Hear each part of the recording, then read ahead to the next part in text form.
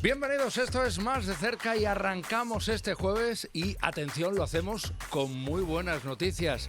En estos días hemos estado hablando de las dificultades a las que se enfrentaba Vejer de la Frontera. Pues atención, desde hoy, ya podéis circular por la Nacional 340 a su paso por Vejer. Hasta ahora en un solo sentido, pero fíjense, ya pueden circular los vehículos, algo que va a descongestionar el tráfico en este municipio y también va a facilitar mucho las cosas para los transportistas, uniendo las dos bahías, la bahía de Cádiz y la de Algeciras. Unas actuaciones necesarias y urgentes que reclamaba el propio alcalde de Vejer y que hemos visto que se están llevando a cabo en tiempo récord. Bueno, pues con imágenes como estas, que son muy buenas noticias, arranca este Más de Cerca de hoy.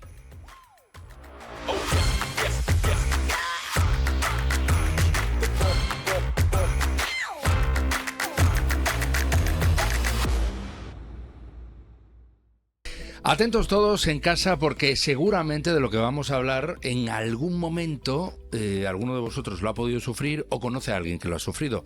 Y yo creo que casi todos estamos, tenemos posibilidades de sufrir algo que es muy común. Hoy vamos a hablar con nuestro cirujano, con Gonzalo P.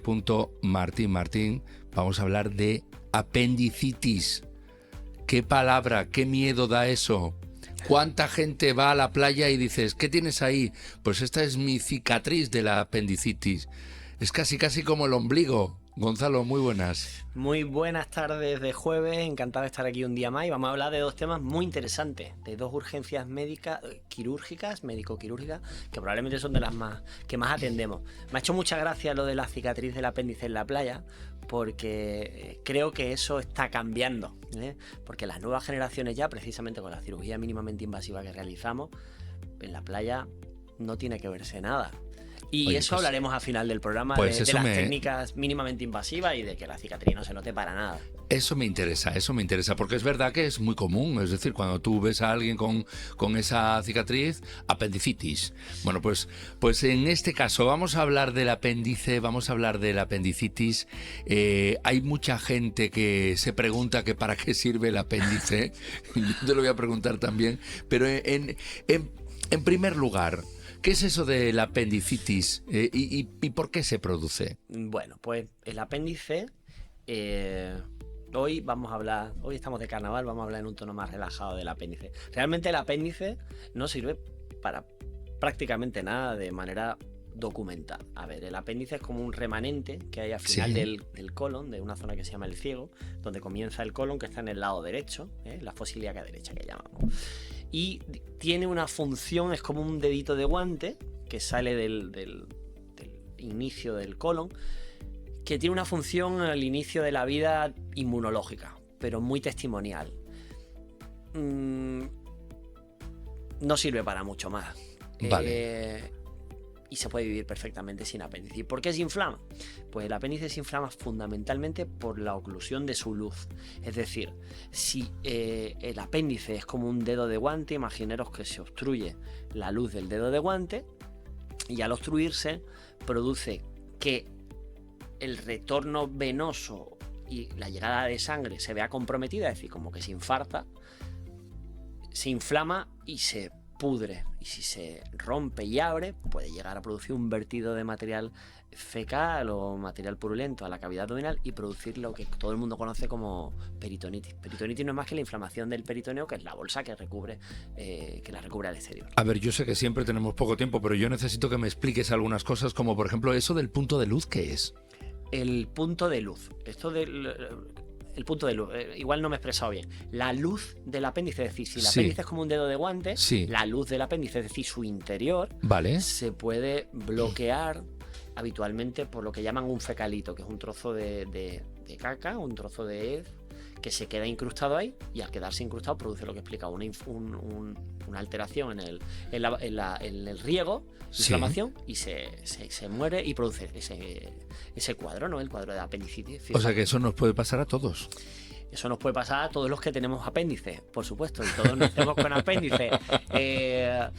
Mirad, ahí en la imagen que se está proyectando, veis habitualmente la colocación habitual del apéndice, es como veis en el lado derecho, en el cuadrante de la fosa ilíaca derecha que llamamos. Ese es su lugar habitual. Sí. Y en ese lugar el apéndice puede estar en varias posiciones.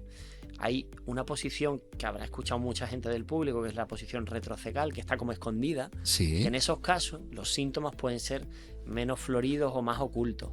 Y luego puede haber apendicitis que se producen con dolor en otros lugares, ¿ves? Se puede producir más arriba o más abajo. ¿Por qué? Pues porque todos no somos exactamente igual que hay gente morena y gente rubia, hay gente que tiene el apéndice más alto, gente que tiene el apéndice más bajo. Bueno, ¿y por qué hay uno que está al otro lado?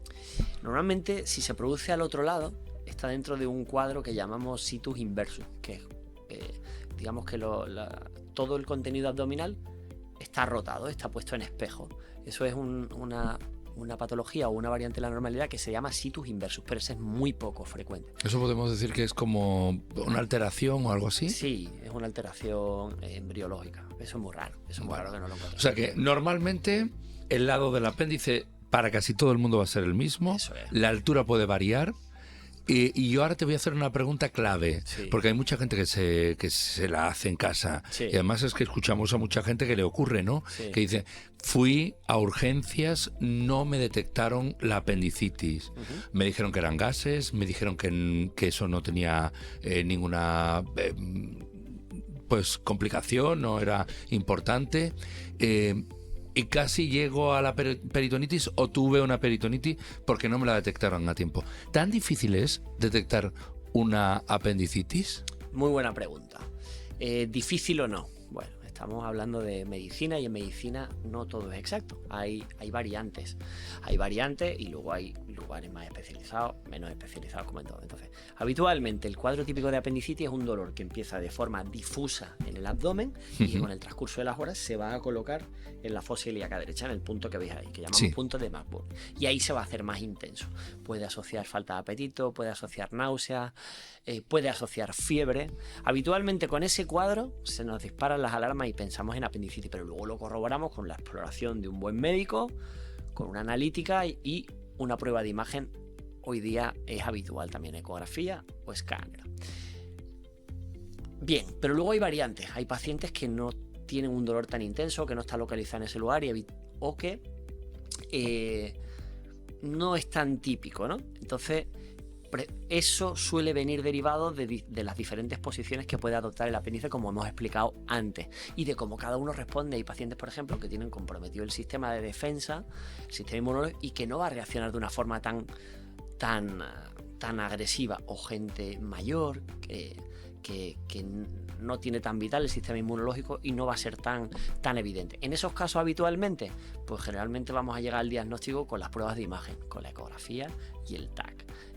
Entonces, a veces ese es el motivo de que tardemos un poco más en ir o que se retrase el diagnóstico. Las características del paciente, bien, globales y anatómicas de disposición del apéndice. Bueno, ya hemos dicho entonces qué es la apendicitis, ya sabemos cómo saber que la tenemos, ese dolor y el lugar aproximado donde suele estar. Hemos dicho también por qué se puede producir. De hecho, una dieta pobre en fibra podría provocarnos este apendicitis.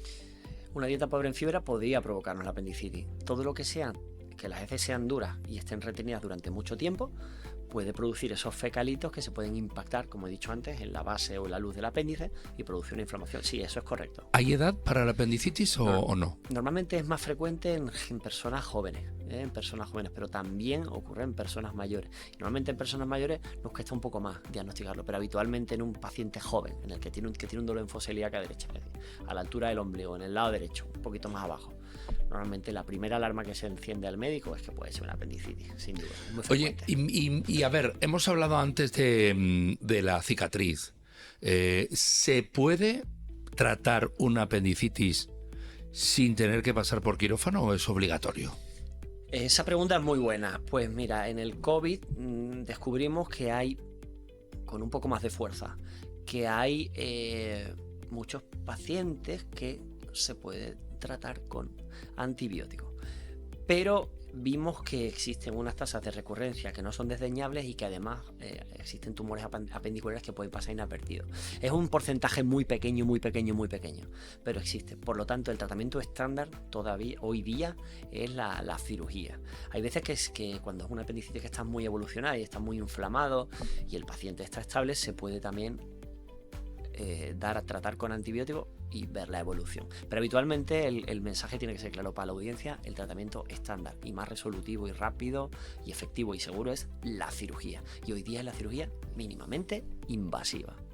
Que es la que practica nuestro cirujano y que nos evitaría tener que estar luciendo en verano esa cicatriz.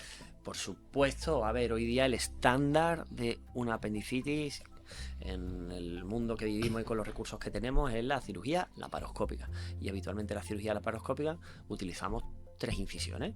Una que escondemos en el ombligo y otras 2, normalmente de 5 y de 10 milímetros, que prácticamente pasan desapercibidas en verano en la playa, como dice. En ocasiones tenemos que recurrir a la cirugía abierta, pero eso ya son los menos casos. Y también existen técnicas de operar por el ombligo directamente, hacer una pequeña incisión a través del ombligo y extirpar por ahí el apéndice. Eso es lo que llamamos la cirugía de puerto único, que en algunos casos seleccionados también le ofrecemos a los pacientes. Madre mía. Bueno, oye, mira, estoy aprendiendo muchísimas cosas, pero hay que decir que esto del aparato digestivo esconde también otras complicaciones. De hecho, hoy vamos a hablar de una que para mí no es nueva, yo ya la había escuchado, pero a algunas personas en casa seguramente diga, pues esto no me suena. Vamos a hablar de algo que tiene que ver también con el aparato digestivo y que se llama diverticulitis. Súper interesante, diverticulitis. Efectivamente, el aparato digestivo esconde infinidad de variantes, de patologías y de temas.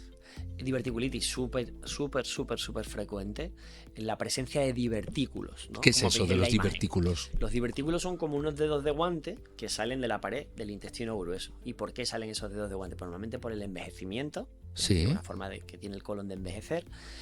Y normalmente también se relaciona en países occidentales con dietas pobres en fibra y estreñimiento, porque al aumentar la presión dentro de la pared del colon durante mucho tiempo, puede producir esos deditos de guantes que tienen una pared más finita y puede producirnos síntomas de diferente índole, ¿no? Uh-huh. Hablando de síntomas, ¿cómo son para que la gente que está en casa los pueda identificar? Pues mira, aquí conviene marcar 3 bloques. 1. El 50% de la población aproximadamente occidental a partir de los 60 años va a tener divertículos. Pero estas, la mayoría, no van a producirle síntomas. 70% o sea que no va a tener síntomas. Es decir, no es una enfermedad. ¿Tener divertículos es una enfermedad? Es una variante de la normalidad. ¿Tener divertículos por sí? No. Entonces eso es lo que llamamos presencia de divertículos en el colon o diverticulosis, que la mayoría de pacientes no van a tener síntomas. Luego tenemos otro bloque, que son aquellos pacientes que tienen divertículos y experimentan síntomas leves. Dolor en la fosa ilíaca izquierda, al lado contrario del apéndice, pues hay de forma recurrente, después de las comidas, un dolor leve que no tiene relación con fiebre, que no tiene relación con alteración del tránsito. Y a eso lo llamamos enfermedad diverticular. ¿De acuerdo? Y luego hay un tercer bloque, que es aproximadamente un 15-20% de la población que tiene divertículos, que se llama diverticulitis. Como apendicitis, ese itis del final dice inflamación. Uh-huh. Entonces significa que ese área donde tienen los divertículos han producido una inflamación. Y eso normalmente es un dolor más agudo, más intenso y que puede relacionarse con fiebre, con alteraciones del tránsito, con sangrado a través del ano y que normalmente requiere de un tratamiento de cuidados urgente y de acudir a un servicio de urgencia. Bueno, ¿y cómo lo podemos...? Esos son los síntomas, que muchas veces síntomas hay que se repiten en diferentes enfermedades y no tienen por qué ser una diverticulitis. También lo digo porque habrá gente que diga, ay, pues a mí me pasa y no lo tiene. Sí. ¿Cómo se puede uno asegurar que es una diverticulitis después de esos síntomas? Pues la forma de asegurarse de que ha sido una diverticulitis es hacer una colonoscopia. Es decir, en urgencias para diagnosticarnos de diverticulitis probablemente nos van a hacer una ecografía o un TAC. Y a posteriori, cuando pase la inflamación, lo correcto es hacer una colonoscopia para efectivamente corroborar que se trata de divertículos. Vamos a tu consulta y tú al final pues dices, oye que sí, que aquí hay una diverticulitis. ¿Cuál es el tratamiento? Pues en el momento agudo, es decir, cuando el paciente tiene los síntomas, generalmente la mayoría de esos síntomas son leves. Entonces, si son leves, los tratamos con antibiótico y antiinflamatorio habitualmente. Hay casos que se pueden tratar solo con antiinflamatorio y se pueden tratar en casa.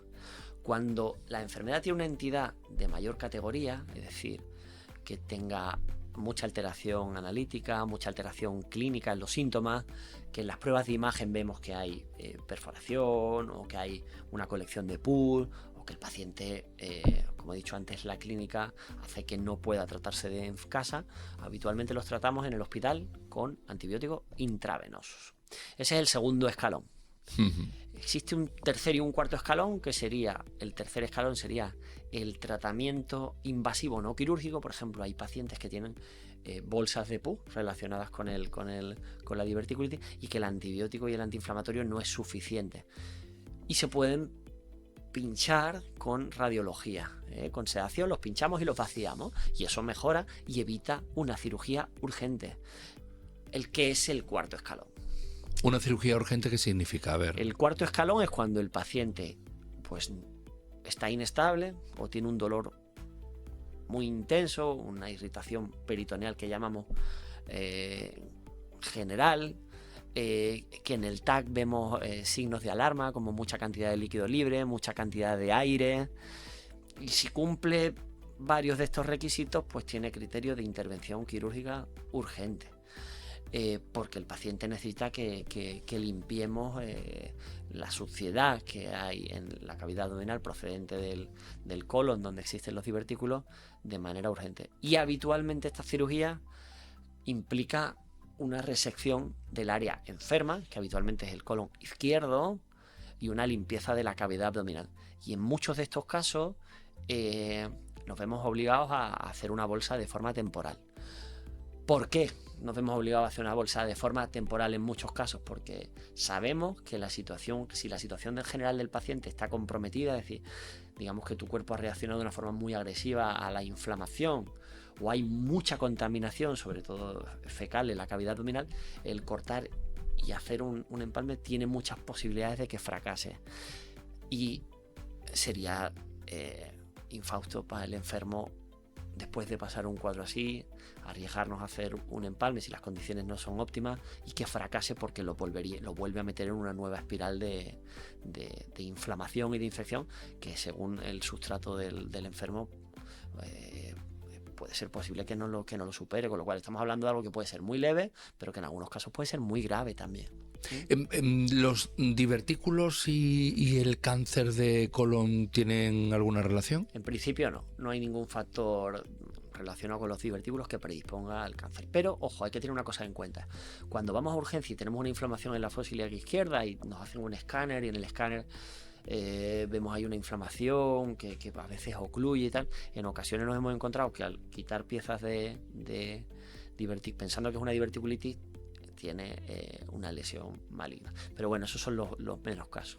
Otro punto interesante de la cirugía en los pacientes con diverticulitis, como he dicho antes, la cirugía de urgencia hoy día ya se da poco el tener que operar al paciente en urgencia. Suele ser casos en los que no tienes otra opción.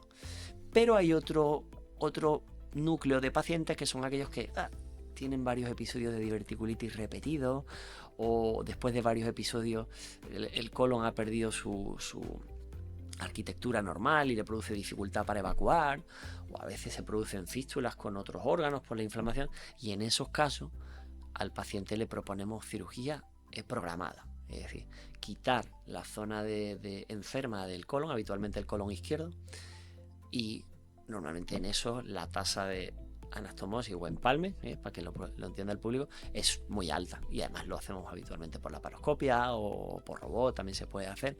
Por eso también, como siempre, es importante conocer los síntomas, la prevención y acudir rápido a los sistemas de salud, porque cambia totalmente la película, de un paciente con diverticulitis que se ha dejado y que llega muy malito a urgencia y que te obliga a operarlo, y que en muchas ocasiones que ha dejado, hay que hacer una bolsa, al que se cuida, va al médico y decimos: oye, me llevas varios episodios de diverticulitis leve, yo creo que lo suyo es operarte de forma programada, bien preparado, con cirugía mínimamente invasiva, asegurando que vamos a hacer un empalme y que las posibilidades de éxito pues son muy altas, ¿no? Yo creo que ese es el mensaje para el público. Oye, hay una cosa que a mí me encanta de esta sección, y lo voy a decir claramente, ¿no? Porque cuando uno escucha estas cosas y es pues uno normal y corriente de la calle como yo, pues es inevitable poner las caras que yo pongo. Pero a mí se me va relajando la expresión facial viendo la tranquilidad y con la normalidad que habla de esto un profesional, y que parece que es una cosa del día a día, y entonces como que el paciente nota como que le restamos esa gravedad que podemos pensar muchas veces que tiene las cosas y que no es tal que así. Eso es muy importante, verlo en un profesional que tiene esa seguridad cuando está hablando y que lo cuenta como lo cuentas tú. A mí eso básicamente me ha tranquilizado, porque yo te estaba escuchando y estaba poniéndome malo. Pero poco a poco he dicho yo, pero si lo está contando como el que, pues yo qué sé, el que cose un botón, pues igual. Matizando ahí, tienes toda la razón. Yo creo que la clave, una de las claves de mi profesión o de mi especialidad es la información. Es la información cercana y el tratar de ser empático. Es decir, como hemos hablado en muchos programas, cuando un paciente se sienta a la consulta del cirujano o dice, está en urgencia tumbado en la camilla, y dice, espera, que voy a llamar al cirujano, que viene al cirujano. Todos somos pacientes, yo también lo soy. El miedo existe y te asusta, entonces tener equipo y personas que te informen, yo creo lo primero, que te informen, que te transmiten seguridad, tranquilidad, cambia totalmente la película y la experiencia del paciente. Y yo me atrevería a decir, aunque esto no hay datos sólidos al respecto, su recuperación, porque el sistema inmunológico eso lo percibe. El otro día escuchaba a una piloto de avión que acudió a los servicios de uno de los equipos en los que trabajé en Barcelona, y decía que, jolín, he ido a la consulta del cirujano y, o sea, iba muy preocupada y con mucho miedo. Y entonces me senté con él, me dio toda la información, me explicó, me dio tranquilidad y cambió totalmente la experiencia. Y cuando me regresé a mi casa y dije, jolín, yo me subo en un avión que hago vuelos transoceánicos con 300, 400 pasajeros y sé que hay al menos un 10% de pacientes que le da terror volar. Pues son 100 vidas que llevo a mi cargo y que le da terror volar. Creo que es fundamental que yo sea más consciente de que yo le tengo que dar a esta gente mucha más información y mucha más tranquilidad, porque las turbulencias no son igual. Si te explican que son turbulencias y que están acostumbradas y son normales, pues en cirugía es igual. Totalmente. Sí. Pues Gonzalo Martín, gracias como siempre, porque esa ilustración de hoy creo que va a tranquilizar a muchos con cuestiones que son muy comunes. Muy bien, muchas gracias a vosotros y hasta el próximo programa, que será también súper interesante.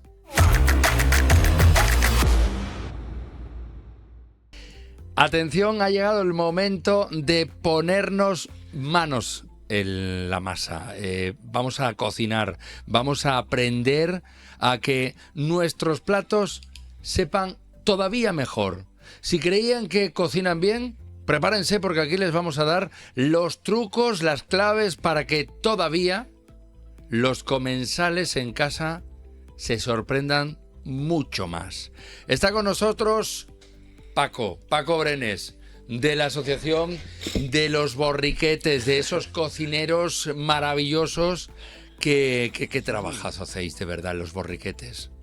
Bueno, estamos ahí en la lucha, trabajo gracias a Dios no nos falta, y eventos y cositas y proyectitos que tenemos ahí tampoco, y aparte cada uno tenemos nuestro trabajo.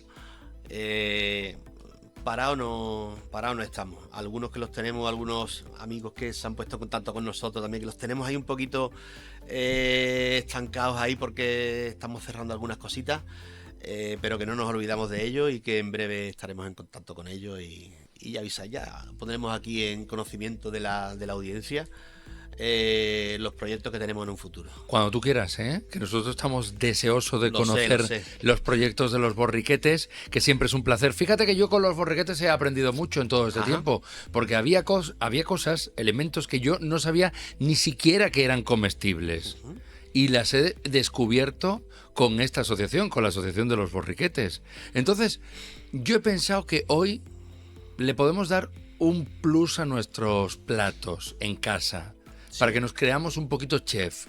¿Qué te parece? Y seguramente habrá ingredientes que desconocemos. Sí, por supuesto. Hay ingredientes que son básicos o principales en un preparado, en una elaboración. Hay ingredientes que son aromáticos, ¿vale? Que son las hortalizas. Y hay ingredientes que son ingredientes de condimento, de condimentación, ¿vale? Que ahí es donde me gustaría a mí enfocar un poquito hoy y centrar un poquito el programa de hoy en ese tipo de elementos, de los condimentos, las especias, las hierbas aromáticas. ¿Qué te Wow, parece? mira, fíjate, me parece estupendísimo y además, ¿cuánto tiempo ha pasado desde que Europa entera se pusiera las manos en la cabeza en el siglo XV, cuando se cerraron las puertas del mayor exportador de especies del mundo? Sí. Y tuvieron que buscar una ruta nueva para encontrar las especias. ¿Cuán importantes serían esas especies en la cocina y en la vida diaria en aquella época? ¿Siguen siendo importantes las especias? Estoy hablando del descubrimiento de las Américas, de donde iban a buscar las Sí. especies Cristóbal Colón en aquella época, en 1492. ¿Siguen siendo tan importantes? Siguen siendo tan importantes, no solo para el aporte de aroma o de sabor, ¿vale? Sino como potenciador de ese mismo sabor, incluso como conservantes. Las especias nos ayudan a conservar, nos ayudan a digerir en muchos casos, ¿de acuerdo? Nos ayudan a hacer la digestión que sea mucho más correcta, y no solo en la cocina salada, sino en la cocina dulce también. Fíjate, a mí me habían dicho que las especies son casi milagrosas, medicinales, y que hay muchas de ellas son completamente desconocidas. Aquí en esta televisión hemos oído hablar, por ejemplo, que nos lo ha contado nuestra nutricionista, de la cúrcuma y las propiedades de la cúrcuma, que poca gente utiliza cúrcuma. Sí, hay gente que la desconoce, la raíz de cúrcuma, la desconoce, se asemeja mucho a la raíz de jengibre, vista así, una vez que la cortas, lógicamente, pues en el color, ¿no? Y el aroma, el sabor es totalmente distinto. En muchos países, muchas civilizaciones o muchas culturas se utiliza como colorante, como tinte incluso para la ropa, para tejido. Y no deja de ser un antioxidante estupendísimo para nuestro cuerpo.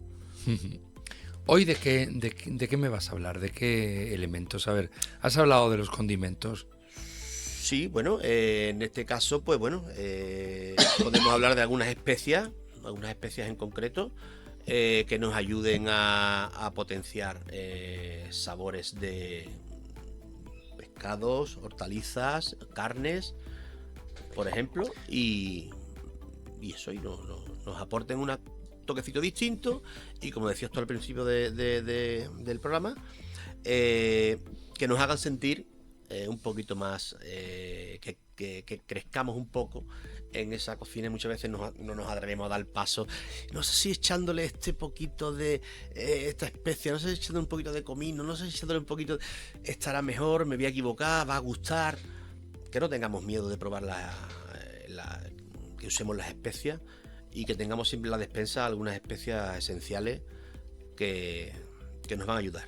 Venga, pues a ver, yo te voy a decir especias esenciales y a ver si acierto de cuál vas a hablar, ¿vale?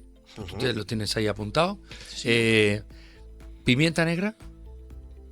¿Vamos a hablar de la pimienta negra? La No. pimienta negra, Podríamos hablar de ella, pero no. todo el mundo la tiene, sabemos lo que nos aporta, pero no es el caso. Pimentón. El pimentón es muy básico. El pimentón lo tenemos. Yo quiero ir un poquito más allá y quiero que probemos ¿Azafrán? especias. Mira, el azafrán, sí me gustaría hablar del azafrán, Guillermo. ¿Del azafrán sí? Sí. ¿Y por qué del azafrán sí? El azafrán, que por cierto, hay que decirlo que es carísimo. Sí. Ahí te voy a llevar yo la contraria. El azafrán es caro si compras mucho. Las especias son caras si compras muchas. No necesitamos muchas especias en nuestra despensa. De hecho, vemos los formatos en los que se venden las especias. El azafrán, el paquetito de azafrán, lo que es azafrán no colorante. Que No, tenemos que las hebras de diferenciarlo. azafrán, ¿no? Eso es una flor, ¿vale? Eso tiene una flor. Como sabemos, uno de los mayores productores mundiales está en España, Castilla-La Mancha. El azafrán de La Mancha tiene su denominación de origen y es un producto de primera. Nos aporta aroma, Sí. cosa que el colorante amarillo No no lo aporta, y nos aporta, por supuesto, su puntito de sabor. Y no es tan caro, porque no necesitamos ni mucha cantidad y aparte pesa muy poquito. Imagínate un kilo de azafrán. Un kilo de azafrán es una plantación entera prácticamente de flores para obtener. Cada flor te da, no sé si son 3, no sé exactamente cómo, no me sale ahora mismo el nombre. Hebras. Hebras de azafrán por flor. Para conseguir un kilo, imagínate lo que necesita. Entonces, sí, hablamos de, no sé, los miles de euros que puede costar, pero sí que hablamos de miles de euros. Wow. Kilo de azafrán. Oye, ¿nos pueden dar gato por liebre con alguna de estas, vamos a decir, hierbas aromáticas o este tipo de ingredientes? Hombre, resulta un poco complicado que nos den un gato por liebre si conocemos sobre todo el aroma. Es que, por ejemplo, hebras de azafrán, vale, tú lo ves y se ven claramente que son hebras Sí. de azafrán. Pero cuando te vas al supermercado y ves azafrán molido, ¿cuánto de azafrán molido hay ahí y cuánto de colorante? En el momento que ponga azafrán, tiene que ser azafrán. El nombre no nos puede engañar. Bueno, no sé yo qué decirte, ¿eh? Que mira que nos venden pan y a veces no es pan. Hay que leer bien las etiquetas.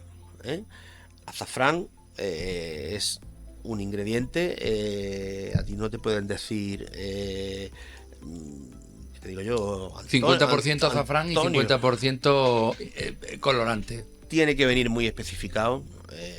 En el molido sí que es verdad que nos pudieran jugar un poquito con nuestro desconocimiento, pero en el etiqueta no puede engañar. Según la normativa que tenemos en España o en Europa, no nos pueden engañar. Si Vale, pone yo te lo azafrán, pregunto porque azafrán. a ver, tú como experto, imagino que una de las cuestiones que hará es que dirás, voy a ver si el producto es el producto. Claro, sí. Entonces, Eso es importante. ¿qué otra especie? A ver, especia básica. Especia básica. Mira, a mí hay una especia que me gusta mucho. Bueno, para mí esencial, y lo conocemos todos, es el comino. El comino me encanta. Lo uso en casi todos mis preparados, sobre todo cárnicos y de hortalizas. Me gusta mucho ese aroma moruno que te aporta, ese aroma árabe. Eso, a mí eso me encanta. El clavo. El clavo. El clavo es una especia que antes sí se usaba muchísimo. Yo me acuerdo que mi madre me ponía, prepárame el majadito para el pollito que estoy guisando, y me echaba un par de clavitos, unos granitos de pimienta, un poquito de comino en grano, y yo con el mortero o con el almiré me ponía y me iba entreteniendo, y ese aroma me resultaba muy atractivo. Hoy día en la repostería sí que se usa mucho el clavo, sobre todo en el pan duro, el bizcocho de Semana Santa. ¿Cómo se llama? Es un pan, pero no es un pan. No es un pan. En mi tierra... ¿El pan de Cádiz se le llama? No, el pan de Cádiz es otra cosa. El Es pan de otra Cádiz cosa. lo comió hoy, precisamente. Ah, no me digas. Sí, sí. El pan de Cádiz es una masa a base es como un mazapán, Sí. que lleva su harina de almendra, lleva su fruta escarchada dentro, lleva forma de pan, ¿vale? El pan duro, en Conil se le llaman bizcochos de Semana Santa. Bizcochos de Semana Santa. Y se hacen junto con los rosquetes. Qué bueno. Y una de las especies que suele llevar, pues, es el clavo y es el ajonjolí o sésamo. Por arriba y luego unas almendritas y luego... Es decir, el sésamo es un producto, el ajonjolí es un producto que siempre se ha usado, sobre todo lo asociamos más a cocina dulce, ¿vale? A repostería, pero que por la cercanía que tenemos ahora con las cocinas asiáticas o las cocinas, sí que es verdad que se usa un poquito más, igual que la soja, ¿vale? O al igual que ese tipo de condimentos que hoy tenemos una despensa grandísima. Maravillosa. Bueno, a ver, hemos dicho entonces que el clavo está entre los básicos. Sí. Y fíjate que yo no sé si esto... Yo tengo dudas, porque no sé si algunas cuestiones son o no especias. Ajá. Por ejemplo, ¿tú consideras especia el laurel o el orégano? Más que especia, bueno, el laurel es una hoja. Se considera condimento, no especia. Es un condimento, un elemento de condimentación. El orégano depende cómo se use. Si lo utilizamos en seco, sí que es verdad que se puede decir que es una especia, pero bajo mi punto de vista es una planta aromática. Vale. Es una hierba aromática. El O laurel sea, estaría dentro de la familia del tomillo, claro. del romero, ¿no? se puede usar en fresco y en seco. Al igual que la salvia, al igual que el romero, al igual que el eneldo. El eneldo. Sí. El eneldo es... Yo es que no lo utilizo porque eso es muy para carnívoros, ¿no? ¿Se utiliza No, mucho con todo- la carne? Todo lo contrario. Ah, ¿en serio? Ajá. El eneldo, de hecho, mira, es un ingrediente básico, por ejemplo, en las marinadas, ¿vale? Y en el típico salmón marinado o salmón ahumado, ¿vale? Por supuesto, el hinojo, le pasa lo mismo. Se puede asociar, yo lo asocio más al pescado que a la carne. que a las carnes. Carnes hay también muchos tipos de carne, ¿no? Te puedes ir a una carne roja que le pueden ir mejor un tipo de especia y a una carne blanca que sí que es verdad que ese tipo de hierbas aromáticas, ¿no? Como el eneldo, como el hinojo, sí que es verdad que le pueden ir un poquito mejor. ¿Y el ajo? ¿El ajo se considera como decimos, una especia? No. Porque hay mucha gente que dentro de las especias tiene el ajo en polvo. El ajo en polvo es una hortaliza, es un bulbo, y cuando está en polvo simplemente está deshidratado o liofilizado. Normalmente deshidratado y molturado. Igual que la cebolla en polvo, pasa lo mismo. Son hortalizas, son bulbos que están deshidratados. Hay unas hierbas que se suelen utilizar ahora, que son las algas. Ah, mira, sí. Son las algas y lo tenemos muy en desconocimiento esos productos y nos aportan una cantidad de minerales y un sabor cuando queremos aumentar un plato a base de pescado, de hortalizas, de marisco, incluso arroces, que es brutal y nos puede ayudar a ir creciendo en nuestra cocina. El ir probando cositas nuevas, que no nos va a pasar nada, que no nos gusta, pues oye, pues no lo hacemos más. Oye, por ejemplo, a mí me habían dicho que hay una cosa a la que todo el mundo le llama especia, que no es una especia, porque es como un mix. El curry. ¿Es verdad que eso no es una especie, sino que está compuesto de muchas cosas? Exactamente. El curry no es una especie en sí, es una mezcla de especias que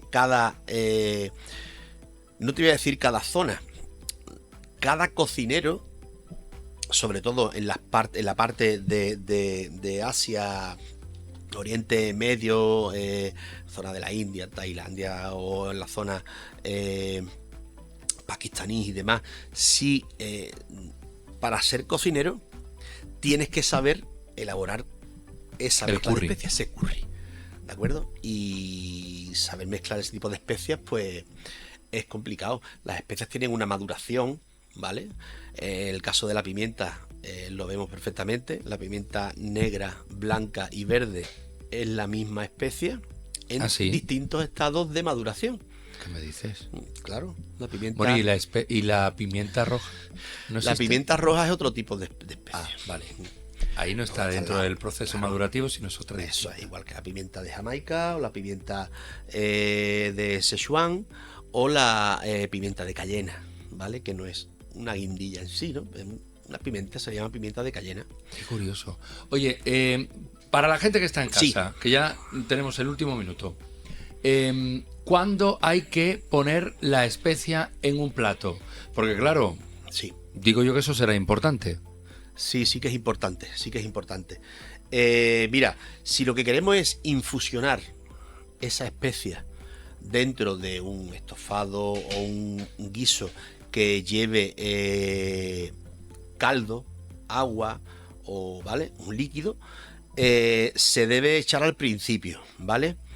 Se debe echar al principio y hay algunas, yo diría que casi la mayoría, que debemos retirar en el momento que vayamos a consumir ese guiso porque siguen dando sabor. Incluso en frío, como en el caso del laurel, llegando a ser incluso un poquito tóxico.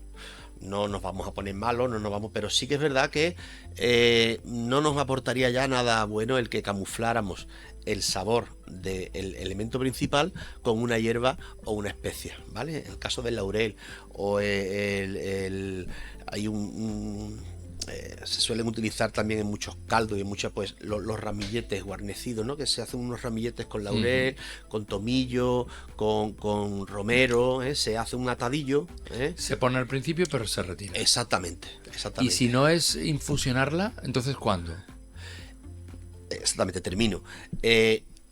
Si vamos a hacer un guiso o vamos a hacer un plato por un salteado de verduras, por ejemplo, ¿vale? Que tan rico está, un salteadito de hortaliza con su calabacín y demás, siempre al final, ¿vale? Lo echamos al final y esas sí que es verdad que se quedan ahí, ¿vale? Que utilizar siempre especias, a mí me gusta y doy ese consejo, comprar las especias, no la compréis molida, comprarla en grano, molerla al momento, o utilizar un morterito, o utilizar incluso la hoja del cuchillo para trocear o para machacar alguna, en el caso del clavo, el comino, la pimienta, incluso ya traen sus molinillos, porque si la compramos molida va perdiendo aroma, va perdiendo propiedades y no me gusta.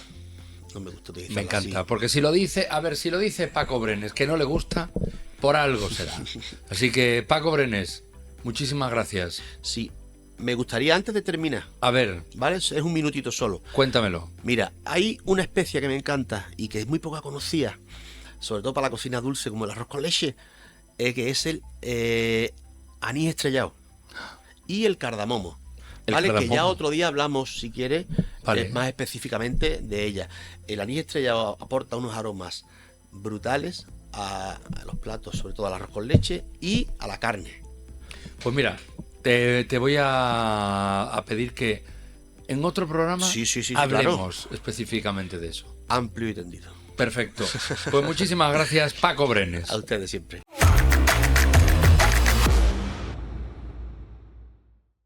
Y en el día de hoy también vamos a hablar de deportes, y es que es tan importante y se puede aprender tanto de la actividad deportiva. De hecho, creo que nuestro próximo invitado no solo viene con un título debajo del brazo, sino que también viene con mucho aprendido y vamos a intentar que nos lo muestre, que nos lo enseñe.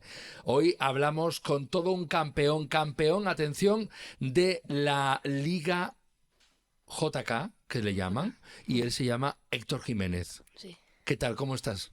perfecto. Perfectísimo. Oye, ¿qué es lo del JK para que la gente lo entienda? Porque deportista, campeón de una liga JK, ¿eso qué es? Pues la JK es como la asociación, su propio nombre indica, la Japan Karate Association. Es donde se trabaja lo tradicional del karate, lo de toda la vida, por así decirlo, y es lo fundamental, la básica. Héctor, ¿tú siempre eras así? Porque a mí me encanta. ¿Sabes qué pasa? Que yo me imagino, claro, cuando yo me siento delante de un chaval de 14 años, yo espero ver a un chaval de 14 años, pero te estoy mirando y estoy diciendo, parece que tiene más. Te veo como muy maduro. ¿Eso te lo da el karate? Parte sí, porque al fin y al cabo en los campeonatos tú haces un kata y estás delante de todo un público en las gradas sentado y quieras o no pues te puede quitar los nervios de alguna forma u otra. O sea que tú estás ahora mismo tranquilísimo. Más o menos, sí. Más o menos. Héctor, tú formas parte de todo un equipo, de un club, de un dojo, que es casi, yo podría decir, y creo que no me voy a equivocar, lo mismo luego me riñe Juan Carmona, pero perteneces a un dojo en Chiclana, el de Juan Carmona, que es una fábrica de hacer deportistas, yo podría decir casi de élite. ¿Qué tiene este dojo en el que sois tantísimos y hay tantas noticias constantemente de chicos y chicas que hacéis verdaderas proezas en campeonatos nacionales, internacionales, regionales?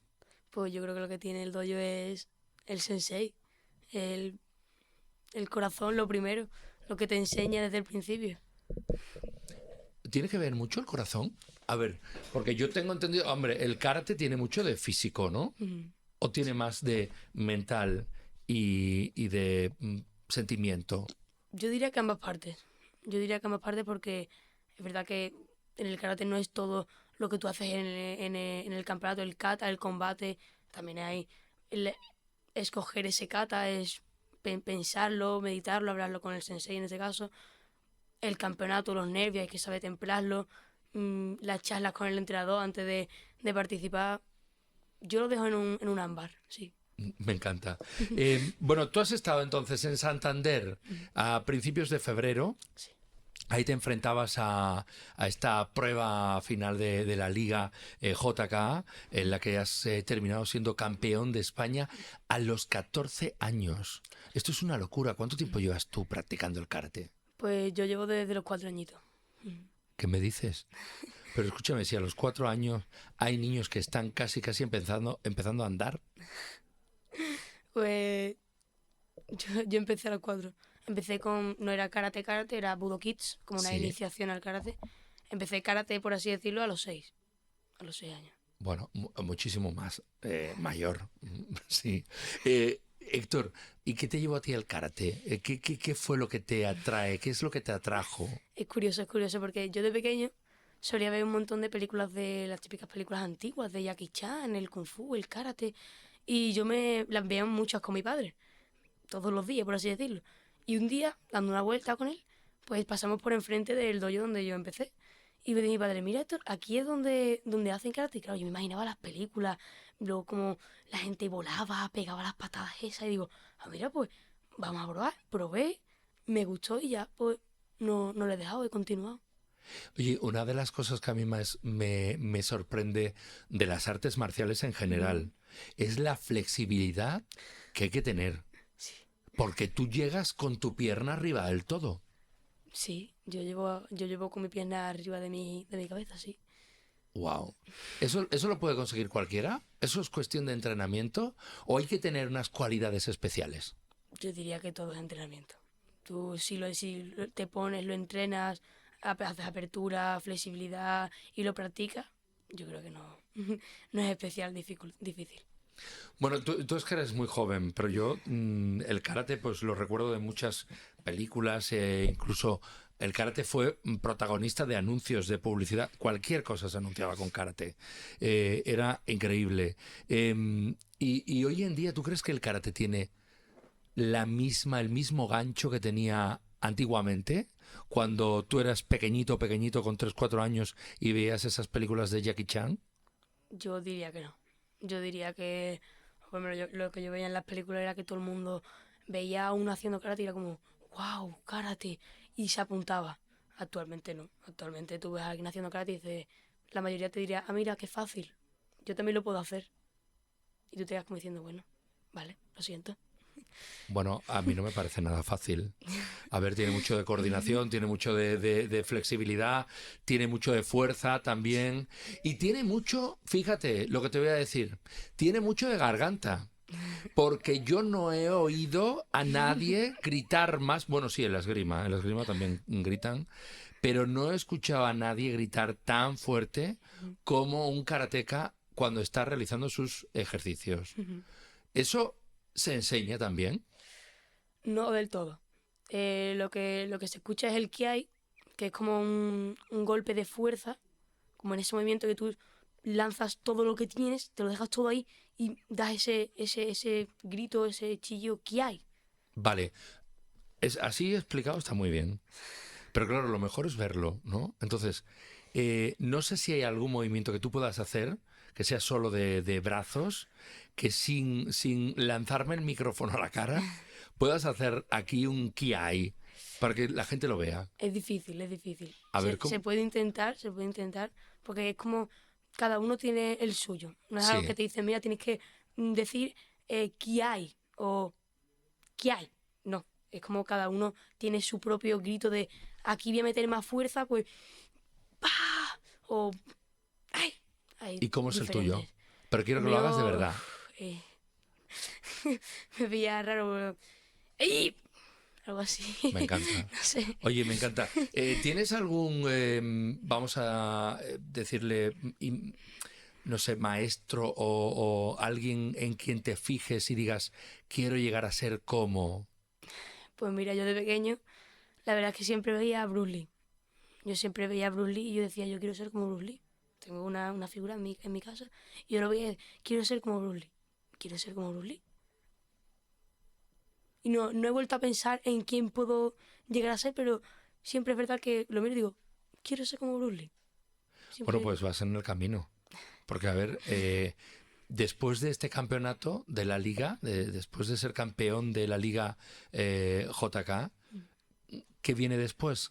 ¿Te estás preparando para algo más? Sí, para el campeonato de Europa, en Noruega, Bergen. No me lo puedo creer, ¿en serio? Sí, sí.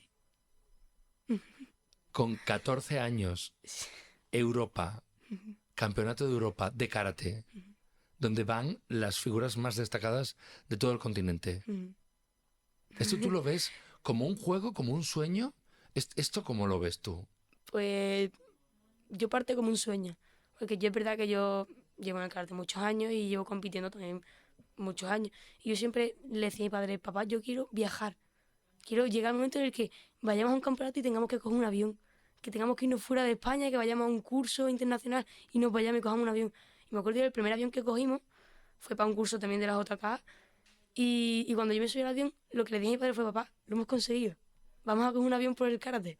Lo hemos conseguido. Oye, y una pregunta, esto entre tú y yo, que no se entere nadie más, pero ¿esto lo vive igual tu padre? Es decir, ¿tu padre disfruta tanto como tú? Yo creo que sí. Yo creo que sí, yo lo veo súper emocionado. No se le nota, pero es verdad que lo ve y dice, tiene ganas, tiene Lo ganas. disimula, ¿no? Sí, muy bien.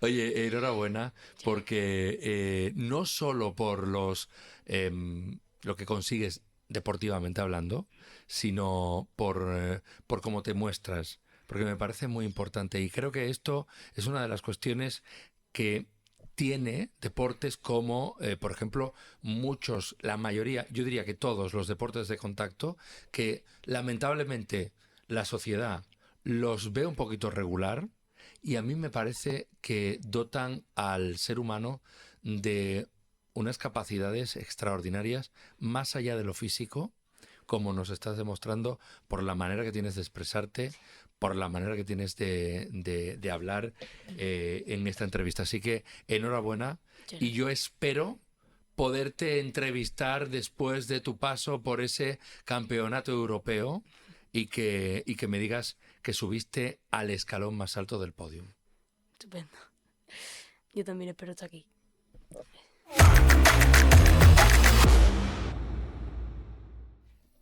Esta semana hemos hecho una pregunta a través de nuestra red social de Instagram. Os hemos preguntado si prohibiríais o no el botellón en el carnaval de Cádiz. Beber en las calles de Cádiz en pleno carnaval. Bueno, pues, ¿qué habéis respondido? Os lo voy a decir dentro de un rato, porque ahora no me puedo concentrar mucho, teniendo en cuenta que tengo a sendos elementos aquí, a este lado mío. Fijaos que es dos. Hola, ¿qué tal? Guillermo? ¿Qué pasa? Es que esto no es serio. Esto no es un debate. Estamos disfrazados por temática carnavalera, pero quizás un poco desfasado. Sí, sí. Yo voy de alga invasora. ¿Habéis? De alga invasora voy yo. Bueno, a ver, Rocío y Raquel. Menos mal que vosotros sois un poco más normales. Pero Pero porque no le casi, cabe a Rocío. casi. Ella tiene su regalo. Ya me extrañaba a mí. Pero bueno, a ver, vamos a responder a la pregunta. Podríamos cambiar la pregunta. ¿Prohibiríais ¿Prohibiríais lo que... ¿prohibiríais los disfraces cutres? el botellón en el carnaval de Cádiz? No. Yo no. A ver, partimos de la base de que prohibido está. Prohibido está. Una base sólida. Ahora, ¿lo quitaríamos? Yo no. Yo tampoco. Y si está prohibido, ¿por qué se permite? Eso ya es otro tema. Más Pero eso amplio. No venimos a debatirlo. No, Esa parte no nos la hemos preparado. os lo pregunto porque es curioso, ¿no? ¿El qué? Es como un atractivo del carnaval de Cádiz. Bueno, es que... Y eso que tengo que decir que el Una Ayuntamiento pa- de Cádiz, No, un algo. el a la ex- gente le gusta juntarse. el excelentísimo Ayuntamiento de Cádiz todos los años hace campaña para lanzar ese mensaje de no al botellón, esto no es el carnaval. Correcto. Pero a pesar de todo, pues no lo A ver, consiguen. yo no quitaría el botellón teniendo en cuenta que debe predominar el carnaval. ¿Vale? No que la fiesta se convierta en simplemente un botellón. Es decir, que estén las agrupaciones en la calle y demás, que eso se tiene que mantener. Si no, creo que no tendría sentido, pero creo que ambas cosas pueden convivir. Falta un poco de educación. Pero Bueno, por lo demás, creo que pueden convivir. vamos a ir a la parte en la que no sé si falta educación o no, pero sí que falta normalidad. Mismo. Fernando, Que sí, esto no va en serio, Fernando pero- y Lolo, ¿prohibiríais vosotros el botellón en Cádiz? Yo es que prefiero que estén todos los tontos reunidos y no dando por culo por ahí, la verdad. Para que te voy a engañar, Guillermo. Yo soy de los que piensan de que al carnaval de Cádiz hay que ir con un respeto, que ya lo decía Juan Carlos Aragón, es más de un paso doble. Hay que tener un respeto a Cádiz, a la gente que se toma el carnaval en serio. ¿Qué es lo que decía Como por la- ejemplo yo. ¿Qué decían los inhumanos? ¿Qué? ¿Qué decían los inhumanos? Cuando por una esquina aparezca un pasacalle, pasacalle. grita para que se calle hasta el del pasacalle. Bueno, esas son una chirigota que iban representando al típico tonto que viene a Cádiz a dar por culo en vez de a escuchar carnaval, que es a lo que hay que ir a Cádiz. ¿Se escucha carnaval en la calle, en Cádiz? Porque viendo algunas imágenes del botellón, silencio y poco. Es que al botellón no van a cantar las agrupaciones. O sea, Claro, es que al Claro. botellón- Es que esas... que son como momentos Ni la diferentes y ubicaciones diferentes, sí. No, no. O sea, no, Botellón- como que no se termina de mezclar todo. Hay alguna parte en algún momento que puede que sí y que se pierda un poco ese respeto a las agrupaciones porque son zonas a lo mejor algo más amplias, por así decirlo. Pero creo que es verdad que tienen espacios y horarios diferentes. Fernando Santos, Yo me lo tomaría un poquito más en serio. Sí, es cierto que la ley esta, la de no se puede hacer botellón, a lo mejor sería un poquito más estricto con eso, porque al final somos expertos en convertir fiestas que son culturales, ¿no? O manifestaciones o formas de celebrar algo, en convertirlo en un botellón, en un barrendero, en una zona donde estamos ahí solo bebiendo y viene la gente solo a beber. Esto pasa también, por ejemplo, en el Orgullo, que también han convertido el Orgullo también en un botellón también. También pasa en la Zambomba, en Navidad. O sea, en general, cosas que creo yo que son fiestas que a lo mejor deberíamos no olvidarnos del por qué están, ¿no? Por qué se hace, pues convertirlas, darle un poquito más de protagonismo y no que se quede todo y se consuma solo y que nos quedemos solo en la parte del botellón, la fiesta y que la gente solo venga a beber. ¿Y creéis que prohibiéndolo se va a solucionar? ¿Se va a acabar con el botellón? Se ve que no, ¿no? Porque se supone que ya está prohibido. Por ahí está prohibido. Y creo que da un poco igual. A ver, mira, yo voy a poner de ejemplo que lo mismo no, sí, pero en Conil antes se hacía botellón en verano y era muy típico esto de las carpas, los coches, ¿no? Y se dijo hasta aquí y el botellón está prohibido, es decir, te ven bebiendo por la calle y lleva multa. De todas maneras, creo que en el carnaval no se puede llegar a eso porque el que va a escuchar las agrupaciones está en la calle y al final también está consumiendo en los comercios de la zona, en los bares de allí. ¿Y quién va a controlar si lo que tú llevas en el vaso es agua, o es una copa, o es una cerveza? O sea, que yo creo que todo eso tiene que convivir. Lo que pasa es que a lo mejor sí que habría que poner ciertos límites, pero creo que es muy complicado. Si se pusieran esos límites, ¿creéis que el carnaval de Cádiz correría peligro de No. desaparecer y de ser lo que es actualmente? No. Yo creo que tampoco. El carnaval no es un botellón. Es que es eso. Yo creo que todos estamos de acuerdo en que, aunque pueden convivir, independientemente de habrá gente que diga que lo quiere quitar y gente que no, no tiene nada que ver. El carnaval, para mí lo que es el carnaval como tal es una cosa y el botellón es otra. Es que no se necesita que, de todas formas, haya 120.000 personas para que una fiesta siga viva. O sea, con que haya en vez de 120.000, haya 60.000. Y a lo mejor si hacemos con esas normas, hacemos que se reduzca, es que no hace falta que Cádiz esté llena completamente la catedral, por ejemplo, bebiendo gente. No sé si me explico. O sea, que realmente si a lo mejor evitamos que vengan gente de 18 años o 10, bueno, la edad que tengan. Eso te iba a decir, ahí hay de Claro, todo. no, digo en el caso de que por supuesto, en un caso utópico máximo de poder controlarlo y de llevarlo a cabo. Creo que que podría incluso resaltarte, porque yo sé que hay gente que a lo mejor dice, uy, yo no voy este día porque ahí se pone. O sea, yo conozco más gente que no va por cómo se pone que por cómo. No sé si me estoy explicando. Sí, Sí. a ver, el botellón, aunque esté separado del carnaval, pero sí es cierto que ¿cómo se llama esto? La imagen del carnaval se ve perjudicada. Es decir, no conviven, no hay botellón y carnaval juntos, pero sí es cierto que de cara a la gente sí que perjudica un poco la imagen del carnaval de Cádiz. O bueno, o que tú vayas, por ejemplo, y que esté todo el tren lleno de gente y no puedes ir al tren. Pínchalo, Alfonso, pínchalo. Pínchalo.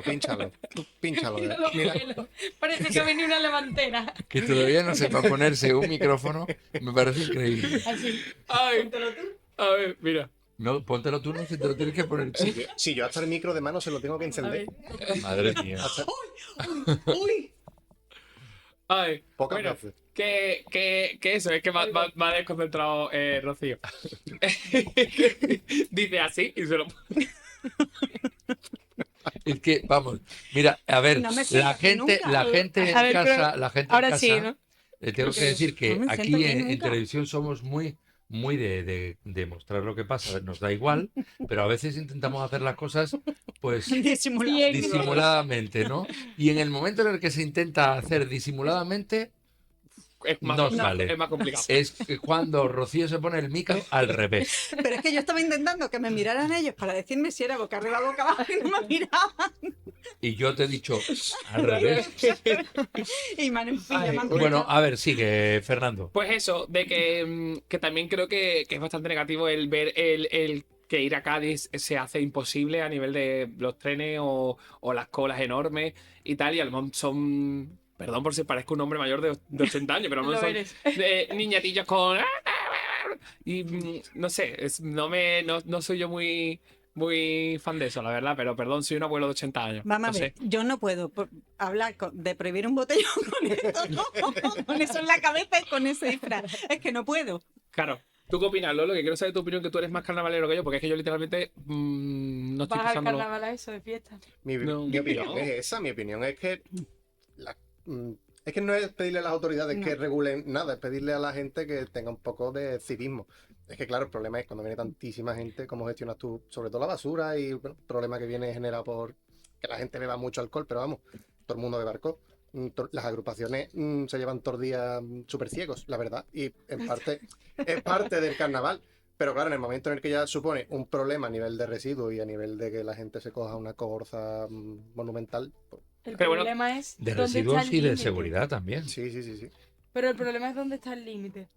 ¿Dónde está el límite entre lo que se considera botellón o lo que se hace normalmente en la calle de ir bebiendo, viendo las agrupaciones? Es complicado. Bueno, que de todas formas Es estamos aquí complicado hablando porque ¿qué quitas? ¿Qué dejas? Pero vamos, que no ¿Qué, entiendo... qué le quitas? La parte de donde la gente se reúne, en el que ya no hay coplas, no hay agrupaciones y no hay nada, eso lo quitas, pero permites que esa gente al final, si se mete en las calles, por así decirlo, en los sitios más pequeños donde están las agrupaciones, ahí sí está permitido. Es decir, hay un perímetro en el que sí, un perímetro en el que no. Bueno, pero si tú, por ejemplo, Es que es coges así. y no Es que permites que a lo mejor en el tren lleves botellón. Pero como no te van a permitir, es como si tú llevaras Vamos a a la ver, compra. ¿estáis yendo vosotros el sábado a Cádiz? ¿Habéis ido el sábado a Cádiz? No, Yo he porque- estado el sábado en Cádiz, he estado hasta las tantas y os puedo decir lo que hay. Hay zonas donde están las agrupaciones en las calles y la gente las está escuchando y hay zonas de macro botellón. Pero siempre está el grupito que se ha salido del botellón. No, no, Lolo, no. Los no. hay, ¿eh? Los hay. Los puede haber, pero estamos hablando de macro botellón un sábado en Cádiz o estamos hablando de grupitos. Porque grupitos hay todos los días del carnaval, pero también los hay en todos lados. Claro. Sí, hombre, claro. Bueno, Pero lo que no sí es estamos cierto es hablando de que sábado la en Cádiz. gente en casa ha votado y os voy a decir, ¿creéis que ha ganado el sí o el no? Yo creo que ha ganado el Prohibir sí. sí, prohibir no. Yo creo que ha ganado el sí, creo. Pues la mayoría ha dicho que sí, que prohibiría el botellón en los carnavales de Cádiz. Ha ganado con casi un 60% y un 40% ha dicho que no. Quiero remarcar que esto no solo pasa en el Carnaval de Cádiz, que pasa en todas Claro. las fiestas de... Mira lo que pasó con el Trofeo Carranza, por ejemplo. Eran barbacoas en la playa, empezaron a convertirse en botellón, en macro botellón. La alcaldesa en ese momento quiso, no sé si os acordáis, quiso tener un récord histórico, consiguió el récord, pero se cargó el trofeo. Y a día de hoy ha desaparecido. Empezaron Bueno, poniéndolo en 3 pero semanas. las barbacoas del trofeo.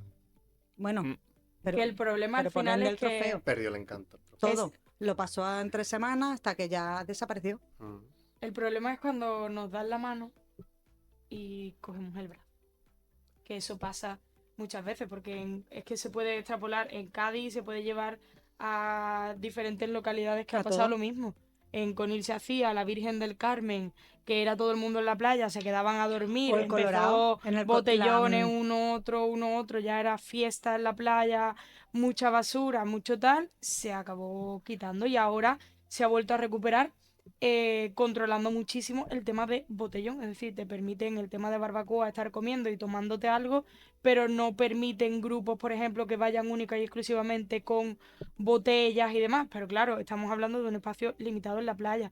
Dentro de Cádiz es que volvemos a lo que he dicho antes, ¿dónde está el límite entre la parte que sí se puede y no? ¿Van a prohibir que tú vayas con una cerveza o con algo por la calle? ¿Cómo van a controlar si es una cerveza o es agua? Lo que tú llevas en la mano. O sea, es muy complicado. Creo que al final va un poco en lo que dice Lolo, en que la gente entienda que es una fiesta O sea, que la gente entienda qué es realmente el carnaval y lo respete para que pueda convivir con esa parte de fiesta también, que al final, pues bueno, en todos los municipios, no solo en Cádiz, está ligado al carnaval, ¿no? El disfrazarte, salir con tus amigos, tomarte una copa, bailar, disfrutar. O sea, creo que pueden convivir, pero somos un poco mal educados, que vuelvo a Por decir. cierto, antes de terminar, tironcito de oreja a los energúmenos que no han dejado cantar las agrupaciones femeninas en la calle. Ostras, por la cara, Que ¿eh? han habido, Tironcito y los romanceros.